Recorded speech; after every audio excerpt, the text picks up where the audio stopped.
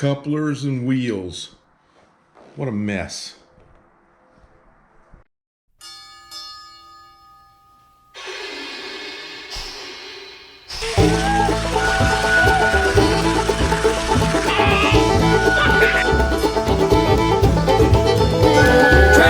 Train, 16 coaches long. Now you see why. Well, I know this is not track related. In a way it is, because this whole project that I've done has been from the eyes of a newbie, somebody that's not very well schooled on this model train scene. And to be quite honest with you, I never really wanted to get really schooled in a lot of this stuff. I just wanted a train set to work for my grandson. But I'm going to take you through this little journey because this is a part of what I stumbled on. And for you old timers who've been doing this for a while, this is not anything new. This is really for the folks, what they can expect if they try to go about this the way I did and start late and not know much. Remembering back when I first started, I had a little plastic Bachmann set that started this whole mess up, and it came with these 4 cars here. I had the Santa Fe and 1 box car and 1 coal car and the caboose. That was it. That's all I had. Cheap set. And with that, it was a DC. I knew I wanted to do the extra special DCC stuff. And the old Bachmanns, this thing was probably 20 years old plus. The old engine had whatever coupler this is. Let me see if I can find this, a way to show you. Whatever coupler that is, don't know. Don't want to know the terminology for it. All I know is it's old style, and it worked really well with these 3 cars. It worked really well. Well, they all had these plastic wheels. These plastic wheels. And I figured that that wasn't the new wave thing to do. So I spent a bunch of money and bought, I don't know, 4 or 5 packs of these nice metal wheels. And they're nicer. And I figured I'd just go ahead and convert the cars right away over to metal wheels. Okay, and that worked for these 3 cars. I changed metal wheels and they seemed to roll okay, and they hooked to the train up there just fine. That was where I started. Well, along my journeys, I was passing through Mississippi and this model train place, and they had a whole bunch of cars here, and I was like, you know what, I'm gonna buy a bunch of these cars. They were like $3 a piece. And it had a Coca-Cola car and this one and this one and this one. Had these cars, $3 a piece. They all had plastic wheels on them. They all had the other couplers, of which I didn't know anything about yet. And I bought them. I just bought them all. Actually, this car, this one actually was a different brand. I don't even know what brand name this one was, but it was a better brand name. And all of these were Tycos. Didn't really know that it made a big difference at that point, but they're all Tycos. And they all had plastic wheels.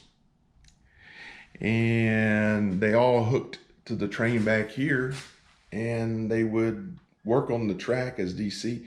So I thought I was fine. Then this steam engine come along, and I thought was pretty neat. So I bought a steam engine, and I just bought 3 cars to go along with it. And then when I got it back and set it all up, I noticed that the gizmos that hooked the back of this thing up, those were cooler looking and more intricate looking, and they didn't hook to that other stuff. They didn't hook to the old style. But I figured I would run this train by itself so it wouldn't really matter, and I wasn't going to hook none of the newer cars to it anyway. But again, this has all the new couplers on it. So if you can remember back exactly where I was at, I would have to swap this track back over from DC to DCC to get these two trains to work. I never could, you know, the train back there, after I put all metal wheels on that little, that Santa Fe, that thing would run like a champ. And most of these cars would work fine with the plastic wheels and some of the metal wheels that I stuck on it, and the couplers were fine. No problems, no issues at all. Seemed to work fine, so I didn't worry about it.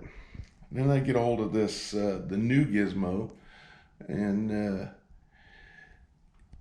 it wants to derail. Some of the cars, if this 93 car is on the back, it'll derail. I don't know why. So this thing is just more cantankerous. It always has been, but I can't run them at the same time anyway. But these were new cars, and they seem to run smoother. But it's just some of these cars didn't do well on this track with the new coupler. So I went and bought this. I needed something DCC that was reliable, that would work on this track, that it would go around. It didn't have any issues at all, and I needed it. This was, you know, the guy told me that with this radius of track, that this was probably all that he had in stock that would work on it. So this thing is let's see, a Walters. There it is, EMD GP9. You know, and again, I didn't really care what it was, as long as it made noise, it did the DCC thing, and it would pull so I could test all these cars out and get all these cars started to work. And then the fun begins. So the way I thought I would do it was I would buy two brand new cars with brand new metal wheels and brand new couplers. And I bought this one here, and I bought this one here. Good deal. I thought it was a pretty good deal. These were white box. They were only like 14 bucks a piece. So I was happy. You know, and I could put this train on this track with these two cars, and I can run in any direction, anything I want, and these two cars do not come off the track. They work just fine. New coupler system. The only other cars that I had that would work with that train was these three, and they didn't match. So out of all this, I have an engine and two cars, and I have a steam engine and 3 cars. That's all I have. All that rest of that stuff is useless. Useless unless I can modify them. So I tripped down to the model train store there in Addison, and I came back with a bunch of packs of these things because these are what I needed apparently. I had no clue, didn't even open the boxes up. And Katie number 28s, and there's a whole bunch of numbers of these, and I have no clue what any of them mean. You want to find out, go to YouTube, and there's some guys on there that explain it.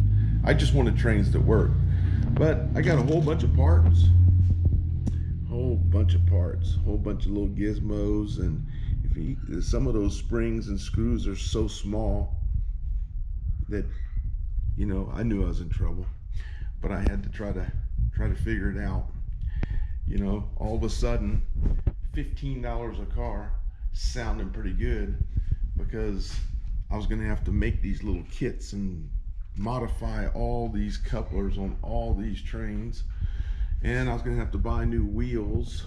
And on the wheels, these wheels were from one company, Enter something, and they worked on all of the Bachmans, but they wouldn't work on any of the Tycos.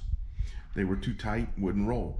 So I had to go back and buy a bunch of the metal wheels that actually fit on Lionel or something. He found some wheels that would fit on them. So I found some wheels that would go in the trucks for those that would work. So all the wheels did get changed out. And I was working on these couplers here. I'm going to try to modify some of them and get rid of all this plastic junk. Then, this is where I think I made my big mistake. I got lured into looking in the consignment stuff. And in the consignment stuff, you can find some pretty good cars, rolling stock, as you will. And I found all these. $7 a piece. What a deal. You get, you know, a couple of different cabooses. And the good thing is, all of these, except for, well, all of these had the new couplers on them. They were all in some state of repair. They needed some fixing. Some of them needed little parts here and there. The couplers wouldn't open. So I bought some packs of stuff to fix those. And they all were plastic wheels. And then I noticed something. All the consignment stuff had plastic wheels. Nobody's going to give you the metal wheels for consignment stuff. So they put all their cheap stuff on there. The other thing that I learned was, why are people getting rid of these things on consignment? Why, you know, I guess some people legitimately just get rid of their stuff. But my guess, and I may be wrong, these are problem children. They didn't work on somebody's track for some reason. They give them problems. And I just bought everybody else's problems. I paid $7 a piece for these. Then put metal wheels on them, which cost me, I don't know, probably $2 or $3 a piece to put metal wheels on each one of them. And then fixing the couplers on all of them. So I had a little bit of money in it, and all of a sudden I go back to this. $14.38. $14.38. Brand new, no problems. I have yet to figure out these cars. I think I got all the couplers working on them now. But when I put them on the track, some of them just don't want to work. And this is cantankerous thing again.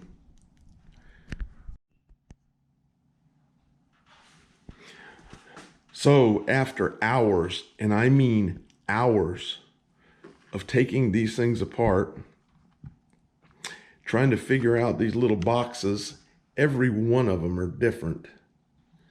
No, I'm not gonna say every one. There's probably 3 or 4 different kinds. These boxes were pretty standard. They have like a metal clip-on top on them. Some of them had a plastic piece, and some of them were glued, some of them were screwed, and you know, some of them were mounted to the box like this, and some are mounted to the truck. They move around with the truck. So off to YouTube I went, trying to figure out why they're different and does it make a difference. One thing that I did notice is that most of the cars, and I may be wrong, let me get one here. Most of the nicer cars, the couplers were mounted to the boxes itself, and the wheels were just all independent. And those are the nicer ones. It seemed to me, I guess, I don't know, they all were like that. So, you know, the couplers were fixed, the wheels moved. So even on the new one, the same thing. Couplers fixed, wheels move. So I'm thinking maybe that's the way it ought to be. So I spend an enormous amount of time getting these cars to where the couplers work. A note on that, you got to have some special tools. I don't have special tools. I don't have a little coupler block. Maybe I'll put a picture up here. I don't have that. And I don't have that either. I don't have one of those metal twisty thing pliers to get my things from not hitting the track. I don't have those either. So, and I didn't want to buy all that, but I may end up having to buy it. But I did get all of these working, and what I used was I put one of the new cars on the track, and I used it to use the coupler guide, just to make sure everything couples up straight.